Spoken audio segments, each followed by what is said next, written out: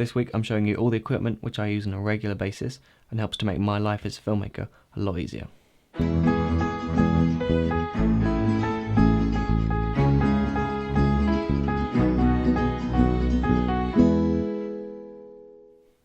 Hello, my name is Cade and this is DSLRguide.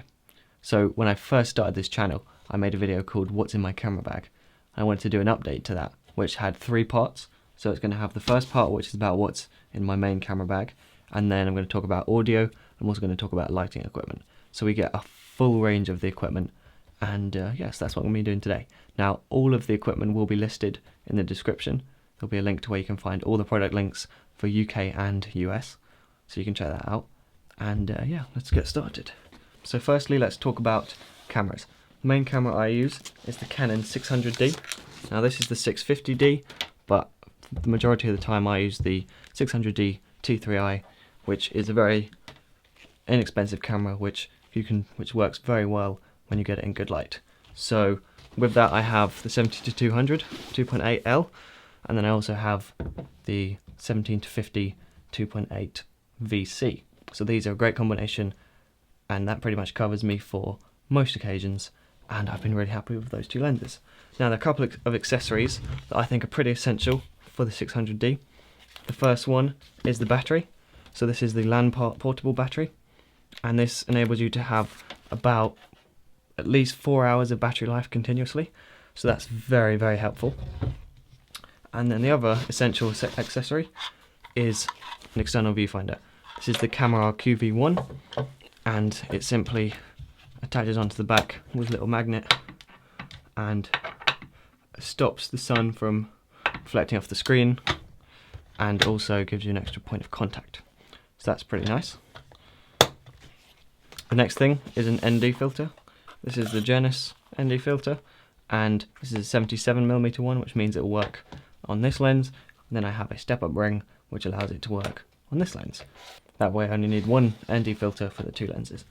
Okay, and then lastly in here we have just a couple of batteries, because it's always good to have some regular batteries in case this one doesn't work or something else goes wrong. Okay, and then finally, the last thing you need is some SD cards. These are SanDisk 45 megabytes per second SD cards, which I've found to be very good. Now in the top pouch here, I've got a macro adapter tubes, which works very well, and I've also got a dinkum, flare dinkum I think is what it's called, which goes on top of the camera and blocks lens flares. And then in the final pouch we have my rig. Now this is the handheld rig, which I've talked about. I made a whole video about this rig, so you can watch that if you're interested in it. But it is essentially a basic 15mm rods setup with a top handle, and then you can attach this to make it into a shoulder mounted one. It's still pretty lightweight though. It doesn't have any counterweight, but I found it to work pretty nicely. And the cage allows me to mount extra things here and here, and it also gives me a top handle, which is really valuable for getting different kinds of shots, but also just carrying the camera around in general makes it a lot easier. Okay, so, and then the final things we have in here are a couple of pens and a pair of scissors for black wrap. So that's everything that I carry on a main shoot except for audio, and that's the next thing we're going to talk about. Okay, so I have a boom pole. The one that I use is just a generic one that I found on eBay, but you can pretty much use anything. I have a boom buddy, which allows me to mount the boom pole to a light stand, which is very, very useful.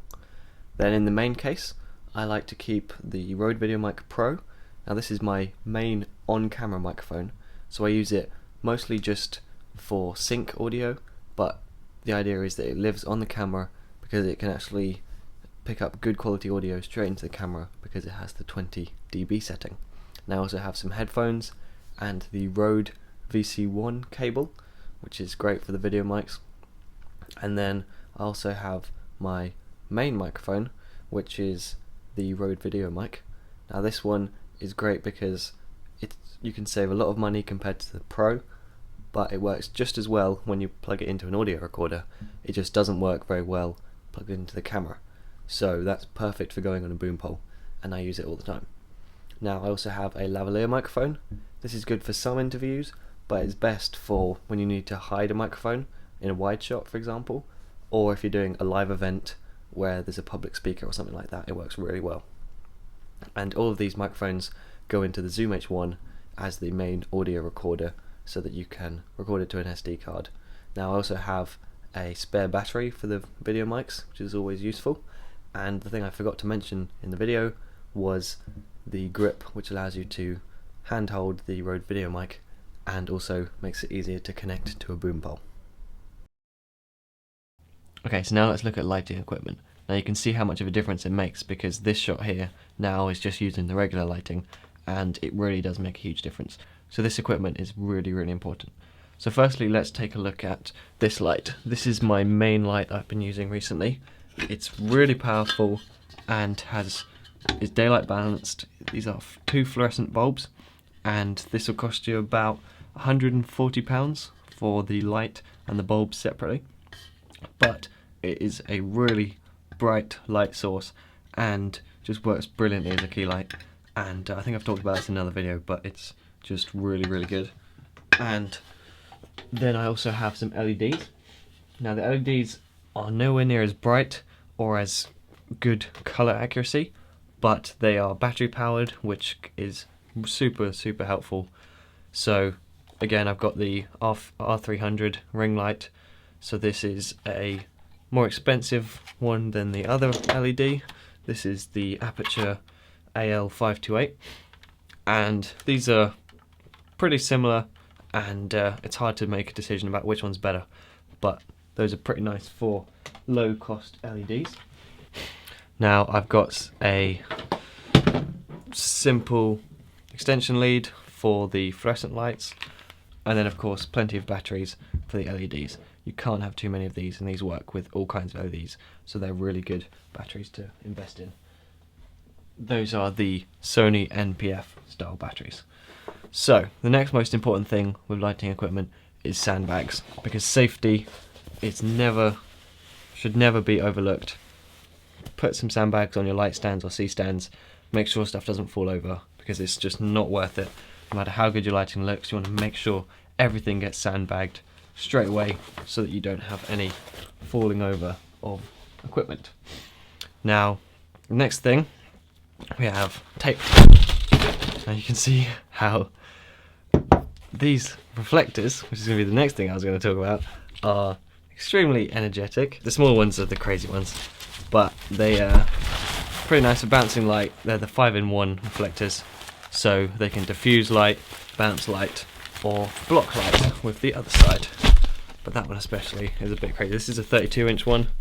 I also have a slightly bigger one. I think this one is a bit bigger, and then the biggest one is the 42-inch, I think it is, which is pretty massive, and I like to use this one as diffusion. But as I was saying before the reflectors explosion, we have some gaffer tape, which is absolutely essential. You can do so much with this stuff. I got black and white, and you can also get like chroma key tape and other colours, but that stuff solve pretty much any problem you have on set. And let's see what's next. Another pretty universal thing, this is a convi clamp. This one's come from Kupo and has a ratcheting handle. I also have another one which doesn't have a ratcheting handle, just has the regular one. And what these do, they have a little hex receiver which you can attach any standard light fitting to, like so, and then you can pivot it around. And what you can do with these, you can mount this to anything between 1/2 inch and 2 inches, I think. With the standard setting, you can use it on a tube, like a C-stand, or with this little accessory that comes with it, you can mount it to flat things, like so. And these things are super tough, and again, tons of uses. So one of the things I've been recently doing is pairing it with a hex grip head, I think this is. I don't really know what it's called, but the idea with that is then that attaches in here, and then you can mount your, that gives you spin action and also allows you to mount like a grip arm to this setup. So super versatile. Again, grip is all about just building random things out of all these little pieces of equipment. Okay, so now I've cleared up some space, let's talk about some more grip stuff. We have these little pivot heads, or whatever they're called, and these allow you to tilt your fixtures, whether they're in a light stand or a C stand. Mostly used for light stands, because C stands you can tilt it already. But I have a cheap one that came with the LED, I have a super cheap one which is pretty horrible, and then this is the nice Manfrotto one, which works a lot better than the others, is a lot smoother and stronger, and I would have to recommend this one. I made a video about that. And those are pretty nice. Again, many uses. Use it to attach reflectors quite regularly. The idea is you take this other piece of equipment, which is a reflector clamp, and once you lock that in there, you can attach your reflectors on a light stand or any other kind of baby pin. So then we also have these clamps. I talked about these in the grip modifiers video, I think, and these are great for diffusion. Again, random things. Grip gear is pretty universal. Now we have some diffusion. This is two pieces of half stop diffusion, I think, and I've basically just got some gaffer tape on here which I can just reuse to tape together and also tape onto a reflector, which is how I've been using it to get an even softer light. Then we have these gels, which are for converting daylight lights to tungsten or anything in between, just making lights darker or of a different colour. Those are pretty nice. Then, in terms of the main supports, we have a couple of light stands. These ones are the cheapest ones I could find, and they don't work for heavy things, but for LEDs and stuff they work pretty well, and reflectors. And then another sandbag, always good, and of course some smaller sandbags. These are actually ankle weights, and these are again for LEDs, and they pair quite nicely with the cheap light stands.